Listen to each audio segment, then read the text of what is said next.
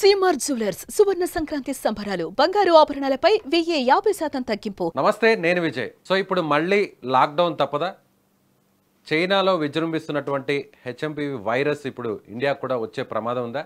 వస్తే ఎలాంటి విధ్వంసం జరిగే అవకాశం ఉంది? అసలు దీని గురించి మనం భయపడాల్సిన పరిస్థితి ఉంటుందా లేదా? దీని గురించి లైవ్ కాల్లో మనతో పాటు మాట్లాడడానికి ప్రముఖ శ్వాసకోశ వైద్య నిపుణులు విష్ణురావు గారు ఉన్నారు. సార్ నమస్తే. నమస్కారం అండి. సార్, నిజంగా అంటే కరోనా లాంటి ప్రమాదాన్ని ఇది సృష్టించే అవకాశం ఉందంటారా ఈ వైరస్? లేదండి, ఇది ఆల్రెడీ నోన్ వైరసే. 2001లో ఇది నెదర్లాండ్స్ లో ఈ వైరస్ ని బర్డ్స్ నుంచి దీన్ని ఐసోలేట్ చేయడం జరిగింది. బర్డ్స్ నుంచి హ్యూమన్స్ కి వచ్చింది. దీన్ని ఐసోలేట్ చేయడం జరిగింది. అప్పుడప్పుడు ఇది వింటర్ సీజన్ లో ముఖ్యంగా డిసెంబర్ నుంచి జూన్ వరకు ఉంటది దీని యొక్క ప్రభావం. జనరల్ గా ఈ వైరస్లు అన్ని కూడా చలికాలంలోనే ఎక్కువగా విజృంభిస్తాయి. కరోనా వైరస్ అనేది entirely different and novel virus అంటాం. అది కొత్తగా వచ్చినటువంటి వైరస్ అన్నమాట మానవాళిలోకి. దాని యొక్క ప్రవర్తన ఎలా ఉంటది, ఇంకా ఎన్ని సంవత్సరాలు అది సైకిల్ అయితా ఉంటది, ఏ సీజన్ లో అవుతుంది అనే దాని మీద మనకు ఒక 4-5 ఏళ్ళు గడిస్తే గానీ ఇంకా క్లారిటీ రాదు. అయితే అదే వైరస్ తిరుగుతుందా? ఈ వైరస్ తో పాటు ఇంకా మరి ఇన్ఫ్లుయెన్జా వైరస్ ఉంది, రెస్పిరేటరీ సిన్షిషియల్ వైరస్లు ఉన్నాయి, ఇంకా ఎన్నో రకాలైనటువంటి వైరస్లు కూడా ఈ వింటర్ లో వస్తూ ఉంటాయి. సో అందరికీ ఈ హెచ్ఎంపివి వైరస్ నే ఉందా? హ్యూమన్ మెటా న్యూమో వైరస్ అంటారు. ఇది కూడా ఆర్ఎన్ఏ వైరస్. ఈ వైరస్ తోనే అన్ని వస్తున్నాయా? అందులో రెస్పిరేటరీ సిన్షిషియల్ వైరస్ కూడా ఉందా? ఇన్ఫ్లుయెన్జాతోనే వచ్చే జ్వరాలు కూడా ఉన్నాయా అనే గనక మనం చూసుకున్నట్లయితే టోటల్ గా ఓన్లీ ఈ వైరస్ తోనే అన్ని రకాలైనటువంటి జ్వరాలు జలుబులు వస్తున్నాయని చెప్పలేం. సో మొత్తం మీద ఏంటంటే ఈ యొక్క హెచ్ఎంపివి వైరస్ తోని అంతగా భయపడాల్సినటువంటి అవసరం లేదు. అయినప్పటికీ కూడా జాగ్రత్తలు తీసుకోవటం అనేది చాలా ఇంపార్టెంట్. అలార్మింగ్ సిచ్యువేషన్ ఏం కాదు, కానీ డెఫినెట్ గా అలర్ట్ గా ఉండాల్సినటువంటి సిచ్యువేషన్. అంటే ఏంటి? మళ్ళీ కోవిడ్ అప్రోప్రియేట్ బిహేవియర్ మన అందరికీ తెలుసు. సేమ్ కోవిడ్ లక్షణాలే ఉంటాయి ఇందులో కూడా. అంటే మెల్లగా ఆ వైరస్ బాడీలోకి ఎంటర్ అయిన తర్వాత ఒక 3 నుంచి 4-5 రోజుల మధ్యలో మెల్లగా వైరస్ లక్షణాలే, అంటే జలుబు చేయటం, ముక్కు దిబ్బడేయటం, గొంతు కొంచెం గరగర అంటం, ఒళ్ళు నొప్పులు రావటం, ఫీవర్ ఉండటం, హెడేక్ ఉండటం, కొంచెం అంత నీరసంగా ఉండటం, బలహీనంగా ఉండటం, ఈ చేత కాకపోవటం, ఈ లక్షణాలన్నీ అన్ని వైరస్లలో ఈ లక్షణాలే ఉంటాయి. సో దీంట్లో కూడా ఆ లక్షణాలే ఉంటాయి. అంటుకునే విధానం కూడా మనిషి నుంచి మనిషికి అంటుకునే విధానం కూడా సేమ్ కరోనా వైరస్ లాగానే, అంటే రెస్పిరేటరీ డ్రాప్లెట్స్ ద్వారా, అంటే ఎవరైనా దగ్గినప్పుడు ఆ తుంపర్ల ద్వారానే మన లోపలికి ఎంటర్ అవుతుంది. దాని తర్వాత ఏదన్నా ముట్టుకొని మళ్ళీ మనం ఇట్లా ఇట్లా తుడుచుకుంటేనో లేకపోతే కళ్ళు తుడుచుకుంటేనో అట్లా కూడా వచ్చేటటువంటి అవకాశాలు ఉంటాయి. సో సేమ్ కోవిడ్ ఏ విధంగానైతే ఒక మనిషి నుంచి ఒక మనిషికి వస్తుందో ఇది కూడా అలాగే వస్తుంది. కాబట్టి సేమ్ టైప్ ఆఫ్ జాగ్రత్తలు మనం తీసుకోవాల్సినటువంటి అవసరం ఉంటుంది. అంటే ఏంటి? అదే విధంగా ర్యాపిడ్ గా స్ప్రెడ్ అయ్యే ఛాన్స్ ఉంటుంది సార్ దీనివల్ల. అంటే ర్యాపిడ్ గా స్ప్రెడ్ అవుతుందని చెప్పి ఏ వైరస్ అయినా కూడా చాలా ర్యాపిడ్ గా స్ప్రెడ్ అవుతుంది. అది ముఖ్యంగా ఏంటంటే కరోనా వైరస్ కు దీనికి తేడా ఏంటంటే, కరోనా వైరస్ అసలు 2 సంవత్సరాల పిల్లలకు పెద్దగా వచ్చేది కాదు, చిన్న పిల్లల్లో పెద్దగా వచ్చేది కాదు, 12 సంవత్సరాల పిల్లల్లో. కానీ ఇది మెయిన్ గా ఎఫెక్ట్ అయ్యేది మాత్రం చిన్నపిల్లలే. ముఖ్యంగా 2 సంవత్సరాల పిల్లల్లోనే ఎక్కువగా ఎఫెక్ట్ అవుతుంది. ఇది ఒకటి ఎక్స్ట్రీమ్స్ ఆఫ్ ఏజ్ గ్రూప్స్ అంటాం. తర్వాత మోర్ దాన్ 65 ఇయర్స్ ఉన్న వాళ్ళల్లో ఆల్రెడీ కొన్ని జబ్బులు ఉంటాయి కదా. బీపీ ఉండొచ్చు, షుగర్ ఉండొచ్చు, గుండె జబ్బులు ఉండొచ్చు, దాని తర్వాత కిడ్నీ జబ్బులు ఉండొచ్చు, క్యాన్సర్ ఉండొచ్చు, తర్వాత ఇమ్యూనో సప్రెసివ్ ఇమ్యూనిటీకి సంబంధించిన జబ్బులు ఉండొచ్చు. ఎన్నో రకాలైనటువంటి కొమార్బిడిటీస్, ఆల్రెడీ ఎగ్జిస్టింగ్ డిసీజెస్ ఉంటాయి. లంగ్స్ కు సంబంధించి సిఓపిడి ఉండొచ్చు, ఆస్తమా ఉండొచ్చు, బ్రాంకైటిస్ ఉండొచ్చు. సార్ ఇప్పుడు అందరిలో కూడా ఒక అనుమానం ఉంది సార్. అంటే ఇప్పుడు మళ్ళీ ఒకవేళ ఇది చైనాలో ఆల్రెడీ విజృంభిస్తుంది, సీక్రెట్ గా హాస్పిటల్స్ లో అందరిని కూడా ట్రీట్ చేస్తున్నారు, హాస్పిటల్స్ అన్ని కూడా ఫుల్ అయిపోయాయి. సో అక్కడి నుంచి గతంలో కోవిడ్ ఏ విధంగా అయితే స్ప్రెడ్ అయిందో అదేవిధంగా ఇప్పుడు చైనా నుంచి మళ్ళీ మన ఇండియాకి వస్తే సో అప్పుడు మనం ఎలాంటి జాగ్రత్తలు తీసుకోవాలి?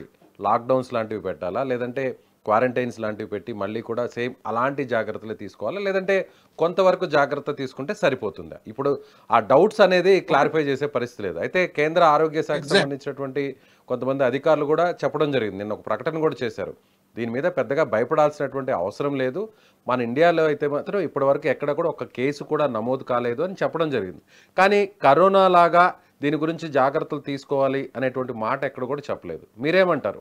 ఒకటండి, అంటే దాన్ని అంతా కొట్టిపారాను. అంటే ఏ స్ట్రెయిన్ అనేది ఇంపార్టెంట్. ఇప్పుడు ఏంటంటే జెనెటికల్లీ మ్యూటేషన్ స్ట్రెయిన్స్ అనేవి వస్తుంటాయి. ఇప్పుడు హెచ్ఎంపివి వైరస్ కూడా ఈ మ్యూటేషన్స్ జరుగుతూ ఉంటాయి. అంటే తన రూపాలను మార్చుకుంటా ఉంటుంది. ఏమైనా అగ్రెసివ్ స్ట్రెయిన్ ఏమన్నా వస్తుందా, ఆ స్ట్రెయిన్ ఎక్కువగా ఫాస్ట్గా వస్తుందా, ఎక్కువగా న్యూమోనియాకు దారి తీస్తుందా, దాని అటాక్ ఏమైనా బలంగా ఉందా, చిన్నపిల్లలు ఇంకా బలంగా ఉందా అనేటటువంటిది మనం ఇంకా చూడాల్సిన అవసరం ఉంది.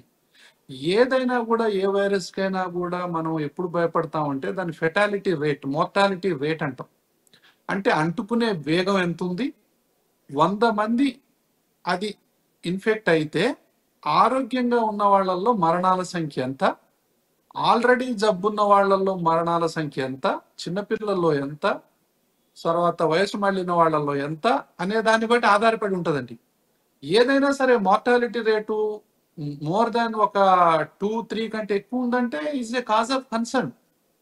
సో డెఫినెట్గా అయితే ఇట్లాంటి పరిస్థితి ఏమన్నా ఉందా? ఎందుకంటే కరోనాలో కూడా 2-3% ఉంది, 1-3% మధ్యలోనే ఉంది దానికి వేగంగా అంటుకునేది. సో అలాగే ఇది కూడా ఏమన్నా వస్తే కనుక it is a cause of concern only. కానీ ఇప్పుడే తొందరపడి చెప్పలేం మనం. ఎందుకంటే చైనా నుంచి ఏ న్యూస్ కూడా ప్రపంచానికి అంత తొందరగా బయటికి తెలవదు. అంటే వాళ్ళు క్లారిటీ ఇవ్వరు, దానికి సంబంధించింది కాజ్ ఏంటో చెప్పరు, దాని తర్వాత దాని మోర్టాలిటీ ఎంత ఉందో చెప్పరు, దాని కాంప్లికేషన్స్ చెప్పరు. సో ఇలాంటివన్నీ కూడా కొంచెం సీక్రెట్ గా ఉంచుతారు అనేటటువంటి న్యూస్ వస్తూ ఉంటాయి మనం కూడా వార్తల్లో వింటూ ఉంటాం. ఎందుకంటే ఇప్పటి వరకు కూడా కరోనాకు సంబంధించినటువంటి పూర్తి డీటెయిల్స్ ఇంకా ప్రపంచానికి తెలియదు చైనాకు సంబంధించి అంటా ఉంటారు. సో ఇది ఎంతవరకు అనేది మనకు తెలియదు. బట్ ఏదైనప్పటికీ కూడా చైనాలో ఉన్నటువంటి పరిస్థితుల వల్ల అండ్ చాలా మోర్టాలిటీ ఉంది, మరణాలు సంభవిస్తున్నాయి, చాలా వేగంగా ఇది విస్తరిస్తుంది అన్ని ప్రాంతాలకు అంటే మాత్రం మనం అలర్ట్ గా ఉండాల్సినటువంటి అవసరం ఎంతైనా ఉంటుంది. అది ఎవరైనా చెప్తారు కదా. కానీ ఒక విషయం చెప్తున్నారు, మీరు కూడా చెప్పారు, చాలా మంది వైద్యులు కూడా ఇదే విషయం చెప్తున్నారు. ఈ వైరస్ అంటే హెచ్ఎంపివి వైరస్ని 20 ఏళ్ల కిందటనే ట్రేస్ అవుట్ చేశాము.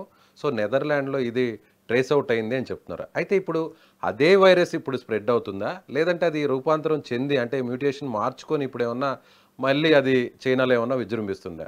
ఆ క్లారిటీ ఏమన్నా ఇవ్వగలరా? అదేనండి, ఇప్పుడు మనకు తెలియదండి, దాని మీద రీసెర్చ్ జరగాలి.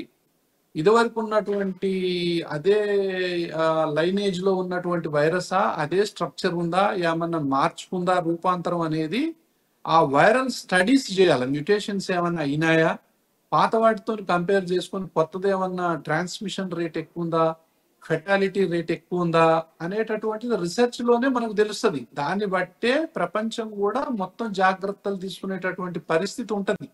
యాజ్ ఇట్ ఈస్ గా పాత వైరసే గనక అయినట్లయితే అంత కంగారు పడాల్సిన అవసరం లేదనేది మాత్రం అందరి అభిప్రాయం. ఎందుకంటే ఇది చాలా కామన్ గా వచ్చేటటువంటిదే. ఈ సీజన్ లో ఎప్పటి నుంచో ప్రతి సంవత్సరం కూడా వస్తూనే ఉంది. కానీ ఈ సంవత్సరమే ఇది ఎంత పెద్ద న్యూస్ ఎందుకయింది? ఇదేమన్నా మ్యూటేషన్ చెందిందా, ఏమన్నా వేగంగా విస్తరిస్తుందా అనేటటువంటి అనుమానాలు అయితే ఉన్నాయి. అంటే కొన్ని ఛానల్స్ ద్వారా కానీ న్యూస్ ద్వారా మనకు తెలిసింది ఏంటంటే చిన్నపిల్లల లంగ్స్ వైట్ అయిపోతున్నాయని, అంటే న్యూమోనియా వస్తుంది అని చెప్పి. అంటే అట్లాంటి పిక్చర్ నిజంగా ఉందా? ఇది ఎందుకంటే లెస్ దాన్ 5 years పిల్లల్ని సివియర్ గా ఎఫెక్ట్ చేస్తుంది. సో మనం తీసుకోవాల్సినటువంటి జాగ్రత్తలు ఏంటంటే జనరల్ గా మాస్క్ పెట్టుకోవటం అనేది, చేతులు కడుక్కోవటం అనేది, హెవీ రష్ ఉన్న కాడికి, గ్యాదరింగ్స్ ఉన్న కాడికి, ఫంక్షన్స్ కాడికి, ప్రయాణాలు అంటే ఇలాంటివి మాత్రం మనం కంపల్సరీగా కొంచెం అంటే ఇప్పటి నుంచే చేయాలంటారా, సిచ్యువేషన్ లేదంటే ఆ వైరస్ మన ఖచ్చితంగా. ఇండియాలో ట్రేస్ అవుట్ అయిన తర్వాత అలాంటి జాగ్రత్తలు తీసుకోవాలా, లేదంటే ఇప్పటి నుంచే ఇప్పుడు అలాంటి మనకు జాగ్రత్తలు తీసుకోవాలా?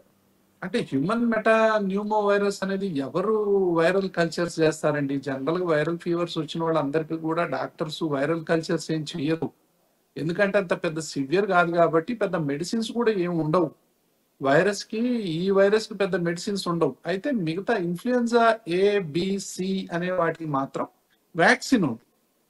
అయితే మనం ఒక జాగ్రత్త తీసుకోవచ్చు ఈ టైంలో. ఏంటంటే ఎవరైతే వ్యాక్సిన్స్ తీసుకోలేదో అడల్ట్ పాపులేషన్, ఇక మనకు వచ్చేసరికి ఏమైనా టైం పడుతుంది అంటే ఇన్ఫ్లుయెన్జా వ్యాక్సిన్ మాత్రం అందరు తీసుకోవడం ఉత్తమం. పెద్దవాళ్ళైనా సరే. ఇన్ఫ్లుయెన్జా వ్యాక్సిన్ తీసుకుంటే ఎవరైనా సరే, ఏ వయసు వాళ్ళైనా, ఆల్రెడీ అలర్జీ ఉన్నా, ఆస్తమా ఉన్నా, సిఓపిడి ఉన్నా, బ్రాంకైటిస్ ఉన్నా, సైనస్ ఉన్నా, కిడ్నీ జబ్బులున్నా, లివర్ జబ్బులున్నా, ఇలాంటి వాళ్ళు మన ఫ్లూ వ్యాక్సిన్ తీసుకోవటం అనేది ఒకటి, అది ప్రతి సంవత్సరం తీసుకోవాలి. ఇంకొకటి న్యూమోకోకల్ వ్యాక్సిన్ అనేది ప్రతి 5 సంవత్సరాలకు ఒకసారి తీసుకోవాలి. ఇవి అడల్ట్ వ్యాక్సినేషన్స్. ఈ వ్యాక్సినేషన్స్ తీసుకునేటటువంటి రేట్ ఏదైతే ఉందో అమెరికాలో 60-70% ఉంది. మన దేశంలో 1% కూడా లేదు. కాబట్టి ఈ యొక్క వ్యాక్సిన్స్ ఇప్పుడు మా హాస్పిటల్ ఉందంటే మేము 60-70-80% వ్యాక్సిన్స్ వేస్తా ఉంటాం. అడల్ట్ వ్యాక్సిన్స్ అనేవి, న్యూమోకోకల్ వ్యాక్సిన్ కానీ, ఇన్ఫ్లుయెన్జా వ్యాక్సిన్ కానీ. అంటే ఏంటి వీటి వల్ల ఉపయోగం అంటే, దీని మాటికి చిన్న చితక వైరస్లు తొందరగా అంటుకోకుండా ఉండటం. ఒకవేళ వైరస్ వచ్చినా కూడా అది బ్యాక్టీరియల్ ఇన్ఫెక్షన్ అంటాం, సెకండరీ బ్యాక్టీరియల్ ఇన్ఫెక్షన్ కి గురి కాకుండా ఉండటం, అది సివియర్ నిమోనియాగా మారకుండా ఉండటం. ఆల్రెడీ జబ్బులు ఉన్న వాళ్ళల్లో ఏ వైరస్ వచ్చి ఇట్లా మనకు తగిలినా కూడా కింద పడే అవకాశం ఉంటుంది తొందరగా. అదే ఈ వ్యాక్సిన్ తీసుకున్న వాళ్ళలో ఏంటంటే ఊపిరితిత్తులు కొంచెం బలంగా ఉంటాయి, ఆ ఇన్ఫెక్షన్ ని రెసిస్ట్ చేసేటటువంటి కెపాసిటీ ఉంటుంది.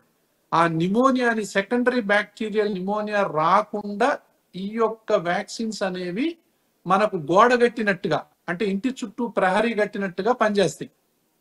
సో ఖచ్చితంగా వ్యాక్సిన్స్ అనేవి తీసుకోవాలి, అన్ని జాగ్రత్తలు పాటించాలి, అవగాహన అనేది కలిగి ఉండాలి. It is alert situation. కంపల్సరిగా అలార్మింగ్ సిచ్యువేషన్ కాదా అనేది కాలమే నిర్ణయిస్తుంది. కాబట్టి ఈ లోపల మనం తీసుకునేటటువంటి జాగ్రత్తలు మనందరం తీసుకోవాలి. Right sir, thank you so much. ఇది డాక్టర్ విష్ణురావు గారు చెప్తున్నట్టుగా ఖచ్చితంగా ఇప్పుడు ప్రస్తుతం వైరస్ ఏ స్టేజ్లో ఉందనేది ఇప్పటికిప్పుడు చెప్పలేము. ఒకవేళ కొన్ని అధ్యయనాలు చేసిన తర్వాతే దానికి సంబంధించినటువంటి పూర్తి డీటెయిల్స్ మీద మాట్లాడగలం. అయితే దీనికి సంబంధించి కూడా చిన్న వయసు నుంచి పెద్దవారు కూడా ఫ్లూకి సంబంధించినటువంటి వ్యాక్సిన్ ఇమీడియట్గా వేసుకోవడం చాలా మంచిదని ఆయన సూచిస్తున్నారు. Thank you so much.